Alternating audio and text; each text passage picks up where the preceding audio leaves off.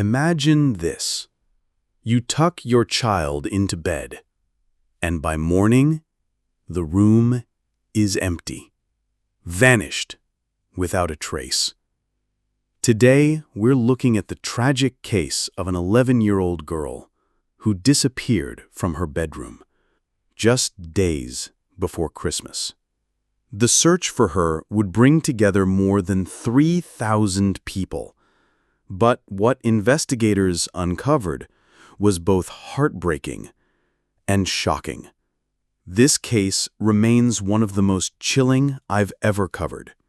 If you're drawn to true crime stories like this, make sure to subscribe for more. Sarah Foxwell was born on May 18, 1998, in Salisbury, Maryland.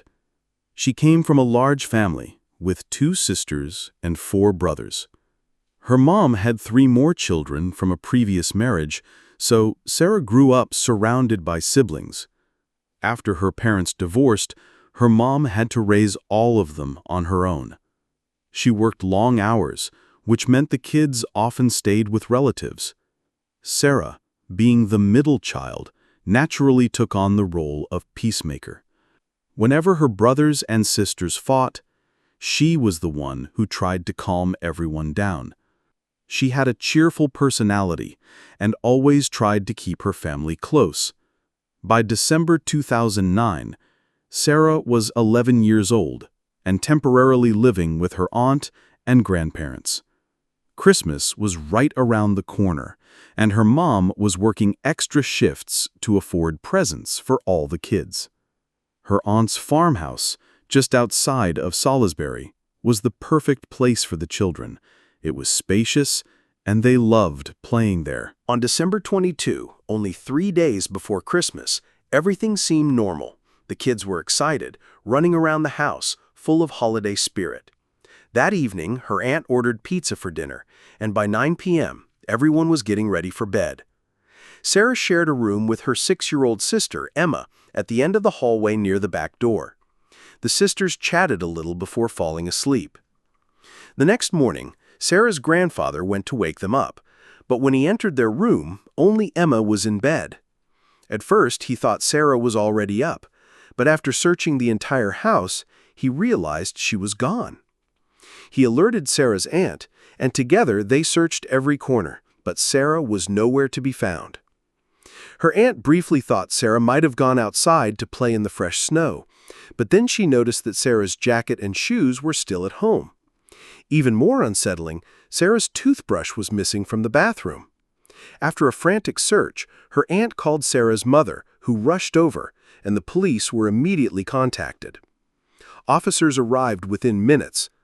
Sarah's aunt explained that she always checked every door and window before going to bed, and she had done so the night before. But when police tried the back door near Sarah's room, it opened easily. Her aunt insisted she had locked it. That's when she remembered something chilling.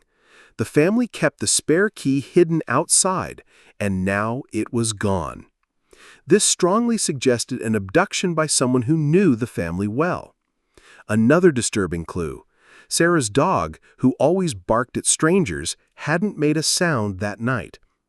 News spread quickly, and fear grew that Sarah had been kidnapped. Authorities launched a massive search, calling in officers from neighboring towns and even other states. Local residents poured in to help. The sheriff went on TV, asking people to check their properties for anything unusual.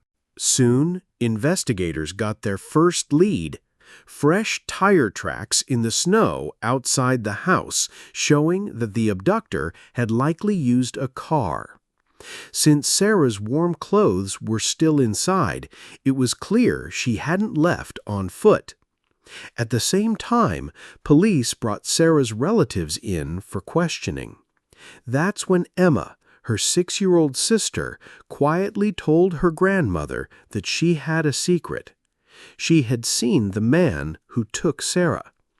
Emma explained that she woke up during the night and saw a man whispering to her sister. Scared, she pretended to be asleep, but saw him walk out of the room with Sarah. When asked if she knew who it was, Emma answered without hesitation. It was Mr. Tommy. The family instantly knew she meant 30-year-old Thomas "Tommy" Leggs, the ex-boyfriend of Sarah's aunt. He had spent a lot of time at their home, and all the kids knew him. Police also knew him well. Thomas had an extensive criminal history.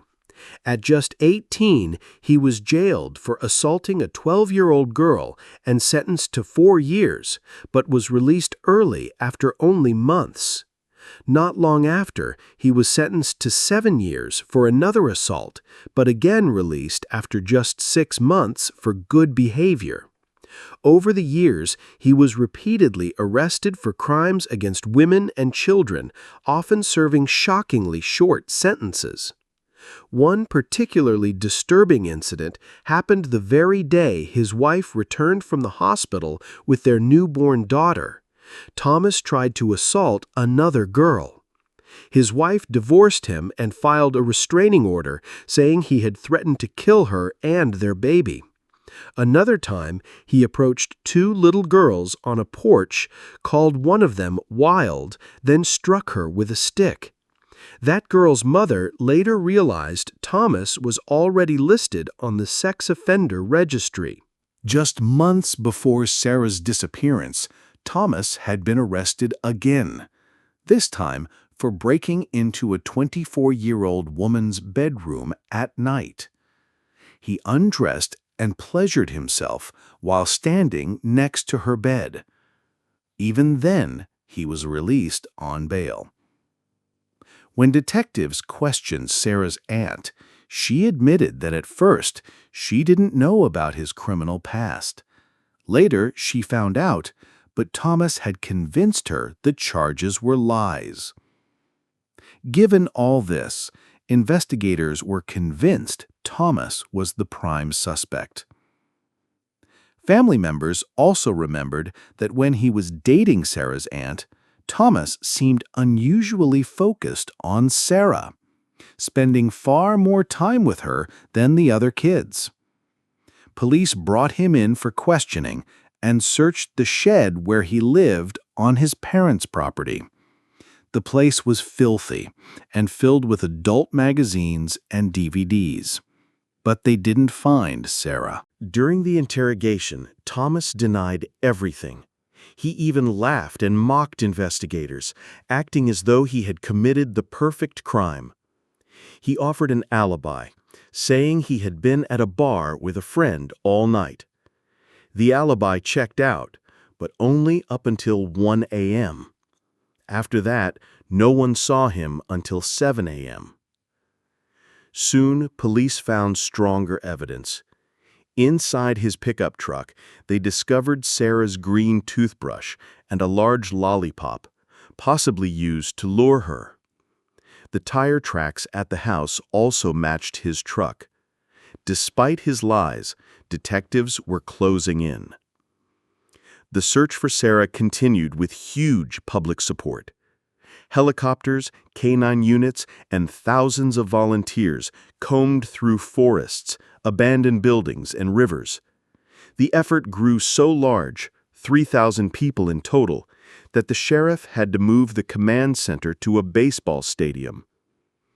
On Christmas morning, December 25, search teams focused on an area about 8 miles from Sarah's aunt's home, guided by cell phone tower data from Thomas's phone. Around 4 p.m., they made a devastating discovery. Sarah's body was found near the state border. She was lying on her back, her arms raised toward the sky. Medical examiners confirmed she had been sexually assaulted, strangled, and when that didn't kill her, Thomas tried to drown her in a puddle. Afterward, he left her in the woods, returned with gasoline, and set her on fire. Traces of smoke in her lungs showed she was still alive at that moment. The brutality of the crime horrified even veteran detectives. The community was shattered. Forensic testing left no doubt about Thomas's guilt. Sarah's DNA was found on his clothing, and her hairs and pajama fibers were in his truck. The case dragged on for over a year, but in early 2011, prosecutors offered Thomas a plea deal. Plead guilty and serve 2 life sentences without parole instead of facing the death penalty. This decision angered many, but there were reasons. Prosecutors wanted to spare Emma, who had already endured so much, from having to testify again and again in front of her sister's killer. There was also concern that if a jury rejected the death penalty, Thomas might someday walk free. Thomas eventually admitted everything: how he lured Sarah from the house, assaulted her, and killed her. He was sent to a maximum security prison. Within days, another inmate attacked him with a homemade weapon. He survived, but remained isolated for his own protection. Sarah's death sparked outrage at how many times the system had allowed Thomas to be released early. In response, Maryland passed Sarah's Law, requiring that anyone convicted of child abuse serve at least 15 years in prison before becoming eligible for parole. Sarah's story is a heartbreaking reminder of the dangers posed by repeat offenders and the need to protect children. Thank you for listening. Share your thoughts in the comments, and don't forget to like and subscribe for more stories.